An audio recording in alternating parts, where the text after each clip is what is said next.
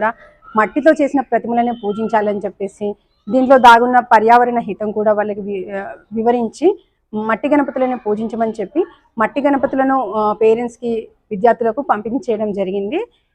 మనము ఈ వర్షాకాలంలో వర్షాలు ఎక్కువగా కురుస్తాయి కదా, చెరువులోని మట్టిని తీసి ఆ మట్టితో విగ్రహాలను చేయడం వలన చెరువు పూడిక తీసినట్లుగా అవుతుంది.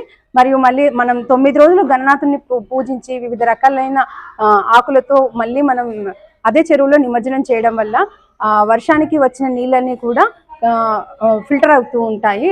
వాటిలో ఉన్న మలినాలన్నీ కూడా తొలగిపోయి శుభ్రపడుతూ ఉంటాయి. సో ఈ విధమైన సంస్కృతిలో ఉన్న ప్రతి పండగలోని విశిష్టతను విద్యార్థులకు వివరించి పర్యావరణాన్ని ఏ విధంగా పరిరక్షించాలని చెప్పేసి తెలియజేయడం జరిగింది. మనందరం కూడా మట్టి గణపతిని పూజిద్దాం. మట్టి గణపతే మహాగణపతి.